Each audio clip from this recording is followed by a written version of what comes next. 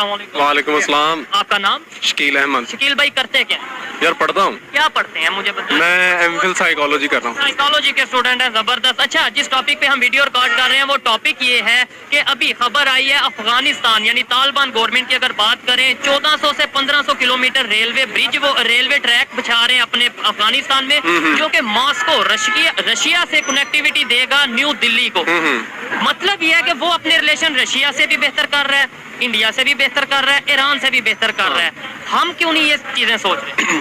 यार असल में जब आप देखें कि जब पाकिस्तान बना 1947 से लेके अब तक हम हमेशा ही प्रो अमेरिकन रहे हैं, जो कि हम एक खलीज पार करके जाके हम अमेरिका से अपने तल्लुकात बेहतर बनाने की तरफ लगे रहे हैं हमेशा से। मैं आपकी बात को आगे बढ़ाऊंगा, लेकिन आपने कहा हम हमेशा से प्रो अमेरिका रहे हैं। नो डाउट हमारी गवर्नमेंट ऐसे रही है, लेकिन हमारे पॉलिटिशियंस तो हमें ये कहते रहे हैं जो पाकिस्तान में गलत हो रहा है अमेरिका करवा रहा है। मतलब खुद उनके कहने पे चल रहे हैं और हमें ये बताया जा रहा है कि अमेरिका हमारा दुश्मन। असल में ना इंसान नफ्सियाती तौर पे इस तरह तख्लीक किया गया है, या इंसान की नफ्सियात ऐसी है कि इसको कोई ब्लेम करने के लिए कोई चीज चाहिए होती है। तो हमारे पास जब हमारी पॉलिसीज नाकस होती हैं या हमारा एजेंडा जो अपना होता है, जो गवर्नमेंट लेके चलने वाला जो एक फलसफा होता है, खासतौर फलसफा भी नहीं कहना चाहिए, पाकिस्तान में तो कभी कोई नजरियाती गवर्नमेंट आई ही नहीं है। हम बगैर नजरिए के ही ओह यस डेफिनेटली हम जो ये एक राग अलापते रहते हैं ना कि जी पाकिस्तान एक नजरिए की बुनियाद पे वजूद में आया। आइडियोलॉजी ऑफ पाकिस्तान अपनी बुक्स में पढ़ते हैं, आपने भी पढ़ा होगा मैट्रिक की बुक में आइडियोलॉजी ऑफ पाकिस्तान, पाकिस्तान का मकसद, पाकिस्तान बनने का मकसद, तो वो सब चीजें। हाँ, ये जो दो नजरिया हमें दिया जाता है ना, टू नेशन थ्योरी जो हमें समझाई जाती है, आप बताएं यहाँ पे कौन सा रूल अप्लाई हो रहा है? यहाँ पे हम जिस टू नेशन थ्योरी की बात करके हम मजहब की बुनियाद पे अलग हो गए थे हिंदुस्तान से, आप देखें यहाँ पे कौन सा ऐसा कानून है जो इस्लामी हो, यहाँ पे कौन सा ऐसा कानून है जो हमने इस्लामी नाफिज किया हो। यही बात जब हम अपनी गवर्नमेंट को करते हैं तो गुस्सा आता है, यही बात फिर अदारों को गुस्सा आता है कि आप ये सवाल ही क्यों कर रहे हैं। बिल्कुल, ये जो गवर्नमेंट आपकी होती है ना, ये बड़ी लिबरल सी अपने आप को रिप्रेजेंट कर रही है, या हाँ अपने आप को लिबरल मनवाने के लिए, इसलिए कि हम दूसरे लोगों के करीब आ सके। लेकिन ऐसा कुछ नहीं है, हम हर किसी से कटे हुए हैं।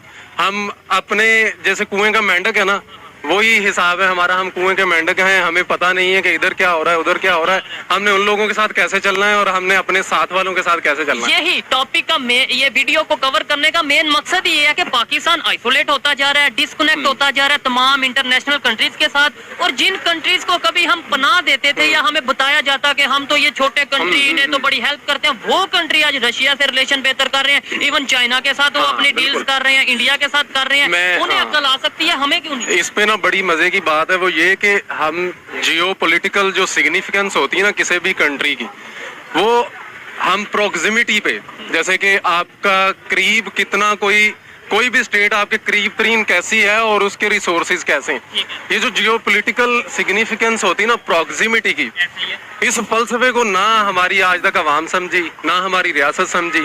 हम लोग आइसोलेशन की तरफ जा ही इसीलिए रहे हैं, हम अपने पास के जो लोग हैं जहाँ से, अब देखें अब हम क्रूड ऑयल ले रहे हैं हम रशिया से, अब हमें ये अकल आ रही कि हम क्रूड ऑयल जो है वो रशिया से लें ताकि हमें जरा सस्ता मिल जाए हैं।